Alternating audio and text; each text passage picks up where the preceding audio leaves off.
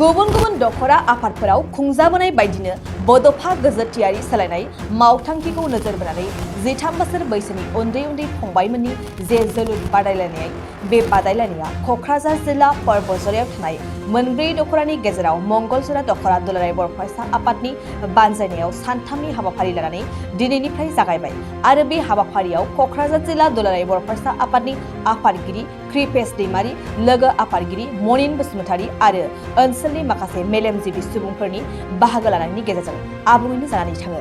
बे समाव जोंनि खौरांनि गेजेरजों लोगो आफादगिरि मनिन बसुमतारीजों लोगोसे मंगलजरा दखरा आफादनि आफादगिरि दैमालु ब्रह्म बिथांमोनहा मा फोरमायखौ फै जों आबुङै मिथिना लानि।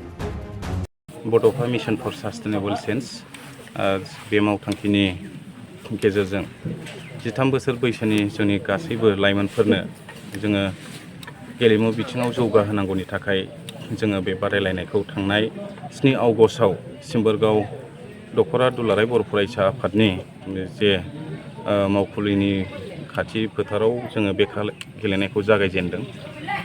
जोंनि थांखि आरो नोजोरा बेनो जे बड'फा उपेन्द्रनाथ ब्रह्मआ बुंदों जे बुहुमाव बर' हारिया गेरेमसा माहारि हिसाबै थांनानै थानोबा जोङो गुबुन गुबुन बिथिङाव जौगानांगोन। सोलोंथाइ बिथिं, रांखान्थि बिथिं, समाजारि बिथिं आरो गेलेमु बिथिं, बे मोनफ्रोमबो बिथिङाव जों बर' हारिया जोङो जौगानांगोन। आरो जोङो बे बिथिङाव जौगानोब्ला जोङो उन्दै उन्दै जोंनि जे लाइमोनफोर, बै लाइमोनफोरखौ जोङो उन्दै समावनो मोजां बिथिङाव जोङो लाबोनांगोन। आरो मोजां बिथिङाव लाबोनोब्ला जोङो गेलेनाय बिथिङाव जों जौगाखांहोनांगोन। गेलेनाय बिथिङाव जौगाहोनोबा जों बिथांमोनखौ जों थुलुंगाखांहोनांगोन।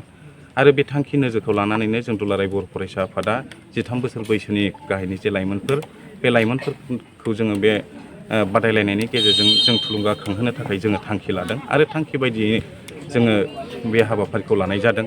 मानोना जों दुलाराय बर' फरायसा आफादा मिथिगौ जे आथिखालाव जोंनि गोबां उन्दै उन्दै लाइमोनफ्रा सोबग्रा बेसाद, जाग्रा बेसाद, निसा बुस्थुआव गोबां उन्दैफ्रा इनभल्भ जायो, सोबो जायो। आरो निसा बुस्थु जायोब्ला गोबां बेबायदि बेमार आजार थासारि, गाज्रि परिबेस फैनो हागौ। आरो गेलेनायाव जोङो साफ्रोम जोंनि लाइमोनफोरखौ जों गोसो नांहोथाबनो हायोब्ला जोंनि मोजां गेलेगिरि लाइमोनफ्रा बे सोबग्रा जाग्रा बे गाज्रि निसा बुस्थुनिफ्राय गोजानाव थागोन, बिनि देहाया रैखाथि मोनगोन। फारसेथिं गेलेनाय बिथिंखौ जोङो जौगाहोनो हायोब्ला जोंनि लाइमोनफोरखौ जोङो गोजौ बिथिङाव सासे मोजां गेलेगिरि हिसाबै जों इस्टाब्लिस खालामनो हागोन। आरो जुदि जोङो बेबायदिनो मोजां गेलेगिरि हिसाबै इस्टाब्लिस खालामनो हायोब्ला बर' हारिया बुहुमनि गेजेरावनो सिनायथि जागोन। दिनै हलिचरन नार्जारी बिथाङा जोंनि बर' हारिनि थाखाय सासे रल मडेल हिसाबै बिथाङा दिनै इस्टाब्लिस खालामदों। बिथांनि दारै जों बर' हारिया सिनायथि जादों। जोङो मिथिगौ महेन्द्र सिं धोनिया जोंनि मिथिनायाव सासे रेल बिफानाव बिथाङा थिथिमोन। नाथाय बिथाङा बे थिथिखौ नागारनानै दिनै सासे मोजां क्रिकेटार हिसाबै बिथाङा गावखौ इस्टाब्लिस खालामदों। आरो इस्टाब्लिस खालामनायजों लोगोसे हारि आरो देशनि थाखाय गौरब खालामदों। दा बेबायदिनो जोंनि गोबां लाइमोनफ्रा गेलेनाय बिथिङाव टेलेन्ट, गोबां गाव गावनि कुवालिटिखौ दिनै दङब्लाबो बिथांमोनहा फिल्डआव देखायनो बेबायदि खाबु मोनाखै।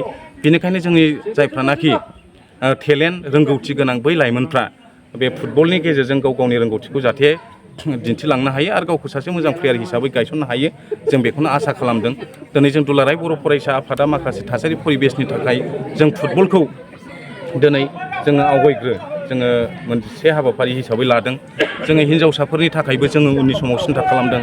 जोङो नेक्स्ट बोसोरनि थाखाय जोङो सानदों सम आरो बोथोरा स्कप होयोबा जों हिन्जावसाफोरनि थाखायबो जोङो बेब'स्था लागोन। बेजों लोगोसे गेलेनाय बिथिङाव गुबुन गुबुन इभेन्टफोर दङ, आयदाफोर दङ, इनडुर आउटडुर, आरो बैफोर गेमफोरखौबो जोङो गेलेहोनायनि थाखाय जों बेब'स्था लागोन। दा दुलाराय बर' फरायसा आफादनि थांखि आरो नोजोरा बेनो, बेखौनो जों थांखि लानानै दुलाराय बर' फरायसा आफादा बे हाबाफारिखौ लादों आरो इयुनावबो जों लालांबाय थागोन। बेखिनिखौनो आं क'क्राझार जिल्ला दुलाराय बर' फरायसा आफादनि जानाय मिथिहोबाय। गिबियाव बयनिसिमबो जे बड'लेण्ड बुब्लि आरो बड'लेण्ड रादाब साफ्रोमबो मिडियानि नायगिरिफोरनिसिम आंनि अननाय आरो सिबिनायखौ जासिहरनाय थाबाय। बेजों लोगोसेयैनो जोंनि जे बड'झ'रा जिल्लानि मोनब्रै दखरा फारि मंगलजरा थिफाय आरो काजिगाव बासबारि, बे मोनब्रै दखराजों जोंहा दिनैनि समाव जोंनि मंगलजरा दखरानि सिङाव जाहा बे हाबाफारिखौ लादों जे 13 बोसोर बैसोनि सिंनि जे जोलुर बादायलायनाय, बेखौहाय जोंनि दखरायावनो। बाइक अनसायगिरिफोरनि थाखाय मोनसे मोजां खौरां। क'क्राझार जिडी रड एक्सिस बेंक साखाथियाव थानाय दावहारु अट' एजेन्सिया नोंथांमोननि थाखाय लाबोदों दामाका स्पेशल अफार। खम बेसेनावनो नोंथांमोना बाजाजनि गुबुन गुबुन मडेलनि बाइक फाइनान्स खालामना नोंथांनि सिमांखौ जाफुंहोनो हागोन। 13,800 रांनिफ्राय जागायना 19,500 रांजों नोंथाङा बाजाजनि गुबुन गुबुन मडेलनि बाइक जेरै प्लाटिना, पालसार बायदि गुबुन गुबुन मडेलनि बाइक लानो हागोन। बाइकजों लोगोसे बेसेन होनाङालासे मोनफागोन गंसे हेलमेट। बाइगिरि बिथांमोना गोरलै राहाजों बाजाजनि फाइनान्स लिमिटेड नङाबा एक्सिस बेंक लिमिटेडआव फाइनान्स खालामनो हागोन। गोबांथार फोरमानलाइफोर गथायनो गोनांथि गैया। खालि फट' गांसे, पेन कार्ड, आधार कार्ड, भटार आइडि आरो सोलिबाय थानाय मोब्लिबनि बिल होयोब्लानो बे सुबिदाखौ लानो हागोन।